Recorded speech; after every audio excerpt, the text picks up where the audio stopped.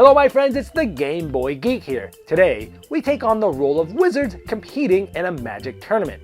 Our task will be to summon a fantastic creature as quickly as possible. We'll do that by casting spells, by activating magic runes on our portals. During the competition, we'll be able to use the support of castle keepers, and our efforts will be rewarded with points given by the audience. At the end of the tournament, the magic jury will evaluate our proficiency in the art of magic by giving us additional points. Alakazoo is a family board game for 2 to 4 players, and today we'll be doing a rule school where I'll teach you how to set up and play the game so that you don't have to read the rulebook yourself. Now I've placed timestamps below me in the description of this video in case that you just want to jump to a specific point of the rules. Now this game is also live on Kickstarter right now, and you can follow that link in the description of this video as well, where you can learn more about the game. Well, let's get started.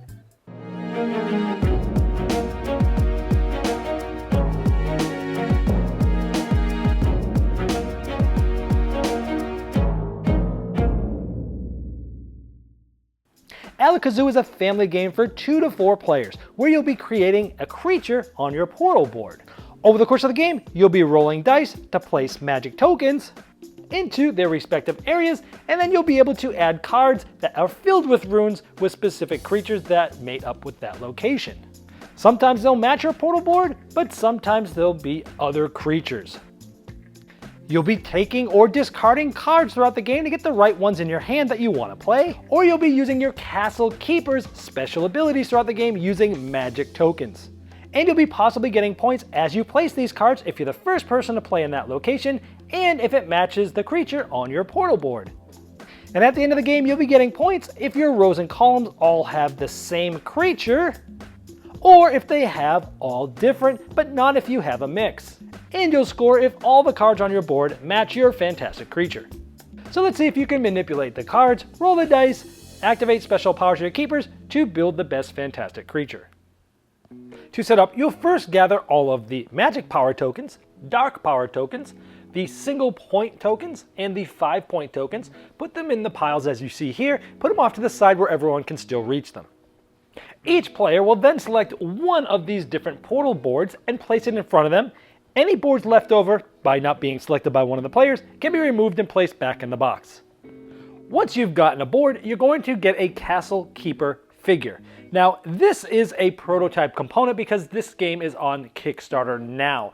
What they will really look like is they'll be 3D figures. Now, on the left here, you can see sort of a visualization of what one sample figure might look like, but each of these figures will be able to hold 3 magic power tokens. And so for this video, we're going to be using a little disc for the castle keeper figure, and we're going to be placing the tokens just next to it. They can hold up to 3 tokens, as you can see with that spinning figure. So we're going to use this so they'll look different in the version that you get. And so at this point, you should have your portal board, 1 castle keeper figure, and 1 magic power token. Next, you'll set up the spell deck. If you're playing with 4 players, you'll use and shuffle up all of the cards in this spell deck. If you're playing with 3 players, you'll remove all of the spell cards that have the icon that match one of the fantastic creatures that nobody selected. So in this case, we're playing a 3-player game. Nobody selected this robot with the silver gear, and so we remove all of those cards with that icon on the top right out of the game. And if you're playing with 2 players, you will remove 2 different sets of cards from fantastic creatures that nobody selected throughout the game. After preparing the spell deck, give each player 4 of those spell cards face down. They can look at those cards, but they shouldn't show it to anybody else. You'll then take the rest of the spell cards and you'll create a draw deck, and you'll create 4 columns, each of these having 2 cards randomly placed from the top of this draw pile. So there's a total of 8 cards up here, making sure not to cover the card below it that you can see the icons in the top of the card. Also leave room for a discard pile. Next, randomly decide who will go first and give that player all 3 spell dice. The object of the game is to have the most points given to you by the audience, and you'll gain those points during the game by filling up different spots in your portal board with these magic power tokens, and then being able to place cards down that refer to that specific area on your portal board. You'll be getting extra points if you're the first player in the game to play in this spot of their portal board. You'll also be getting extra points if you actually place the same fantastic creature that's on your portal board. And at the end of the game, you'll be getting points for having either rows or columns, all being the same fantastic creature, or having rows and columns being all 3 different fantastic creatures. On your turn, the first thing you'll do is check to see how many dark power tokens you have. They look like this. Now, I mentioned that in setup, this castle keeper figure will be a 3-dimensional figure that will have spots to actually hold 3 of these tokens. So I'm going to be placing up to 3 of them here to show you that in this prototype. Now, over the course of the game, some actions will allow you to add magic power tokens to your keeper. Some actions might force you to add dark power tokens, and if there is no room, you would have to remove a magic token to put a dark power token in there. And sometimes you might start your turn with 3 dark power tokens. Now at the beginning of your turn, you're going to check to see if you have all 3. If you do, you're going to discard all 3 of these dark power tokens. You're going to pass these dice to the next player clockwise, and your turn essentially is over. If you don't have 3 dark power tokens, but you wanted to discard all of the ones you had anyway, you can also discard all of these and end your turn and pass the dice to the next player. Otherwise, you're going to take one of 3 possible actions, which I'll go over in just a moment, but know that at the end of your actions, you're going to be able to play a card onto your portal board. And if throughout actions you've been able to put magic power tokens, 2 of them on a specific spot, at the end of your turn you'll be able to play as many spell cards from your hand to go into the corresponding spot, removing those tokens from there. So that's essentially what you're doing, is doing actions to try to be able to place spell cards. So let's go over what those different actions do. The first possible action, remember you're only doing 1 of these, is to take any 1, 2, or 3 of the spell dice and roll however many you've chosen together at the same time. Then you can resolve these in any order. If it's this symbol, think of it as a wild because it has all the colors. You can take one of the magic power tokens from the supply and add them to any of the runes on your board that are not covered. Right now, none of them are covered. So for this die, I'm going to sort of resolve it, and I'm going to place it right here on this rune just like that. Now, when you do resolve one of these wild side of the dice, that's when you get to add one of these magic tokens to your keeper. Keeping in mind you can only have a maximum of 3 of these. We'll show you how to use these to activate special powers later. Now for this die, if it has a specific type of rune, I'm going to resolve it by placing 1 magic power token from the supply onto any one of those runes that are not covered up that are on my board. And this one I'm going to place this, so now this one has been filled.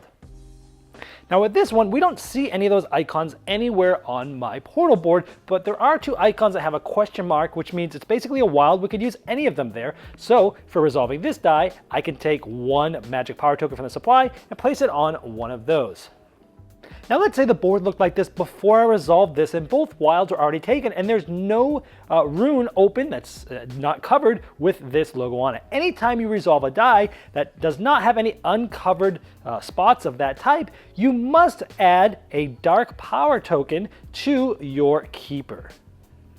Now since your keeper can only hold 3 tokens, let's say it looked like this and you had to add a dark power token, you'd actually would replace one of the ones there like this. So the most you can ever have here are 3. And so also note, sometimes you may have to add more than 1 dark power token in the same turn. Now normally after taking just a single action, you'd go to the section of your turn where you actually can play the spell cards onto your portal board. We're going to do that in just a moment, but let's cover what the other 2 possible actions you can take are. So the second possible action you can take, it has to do with these spell cards. You can do one of 2 things. You can either take a column of cards and take all the cards in that column. So let's say I take these ones. Then you would replace one at a time, 1 card in each of the columns in the game. Or instead of taking a column of cards, you can discard an amount of cards from your hand. And you take the amount of cards that you've discarded. Let's say I don't want these. I would discard them here. You would then take that many cards that you discarded from the top of the draw deck.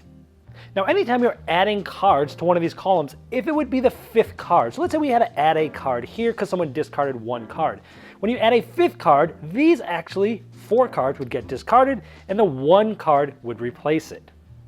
Now why would someone want to discard cards? Because at the end of your turn, if you have more than 4, like we do here, you would need to discard, you get to choose the amount of cards down so that you have no more than 4 at the end of your turn.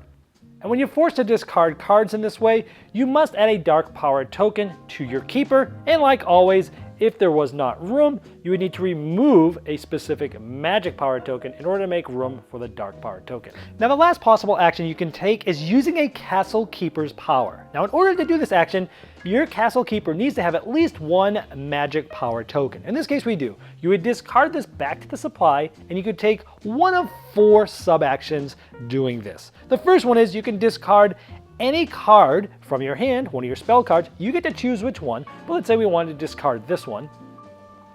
And so they discard it, and they can take any one card from any of the columns. So let's say they want this middle card in this middle column, they take that into their hand.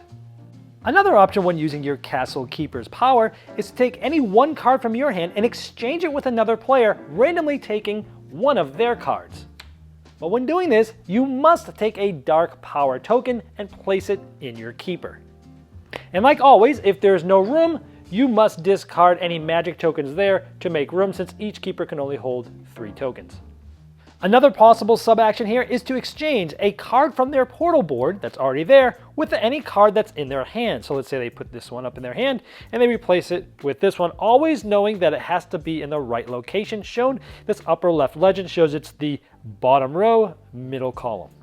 Now the last possible power from your keeper you can use is to swap a card from an opponent's board to the same spot in your board. So let's say we had this, I could swap this card for this, which would be great because now I'm working on this matching set of the fantastic creature that's actually on my own portal board.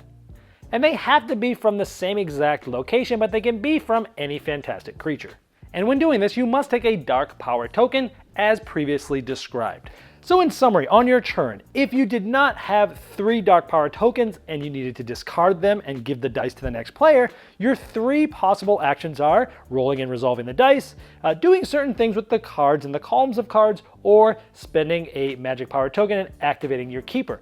After you've done one of those 3 things, you then get to play as many cards from your hand, assuming that you have specific spots filled with the different magic power tokens. So let's say it looked like this. I have a card that can go here, both rooms are filled with magic tokens. I can put these back into the supply and place the card here. Notice that this matches, it's the upper left hand spot on the board, and that's where I placed it. Now let's say I had another card, both these runes are filled with magic tokens. I can put these back to the supply, and I can play a card. Now notice that this has to match the location. It is in the top row, middle column. However, notice that it does not need to match exactly my fantastic creature.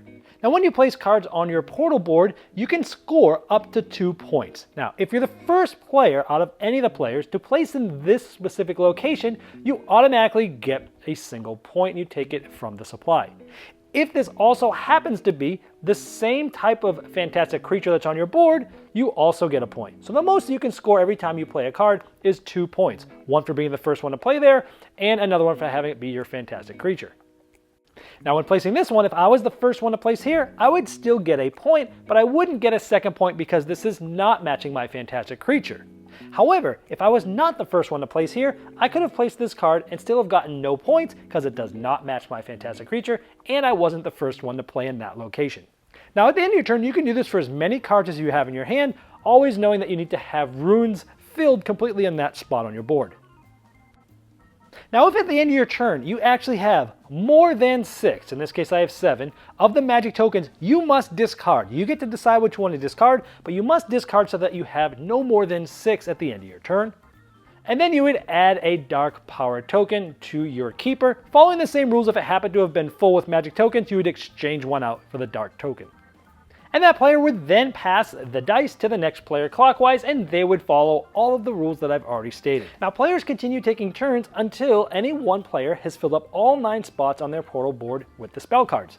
That player will get 1 point because they're the first player to finish. Then you'll continue playing until all players have had an equal number of turns, which means the player sitting to the right of the first player, in other words the last player in turn order, takes their turn so that everyone has equal turns. Then each player looks at their board, and you're going to look at each row and column.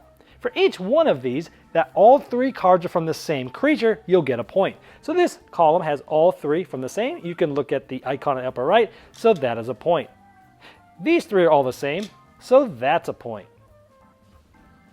You'll also get a point for any row or column where all 3 are different. 1, 2, 3 in this column, all 3 are different, so I get a point for that. But notice that this one has one of this that's different from these two. We have two of the same and one different. This gets me nothing. Same thing here. Two of the same, one different. That gets me nothing. So it's all the same or all different, and any row or column gets you a point. Now keep in mind that players may not have finished their board at this point, but if a player has every card that's on their board being from the same creature, they get a point for that.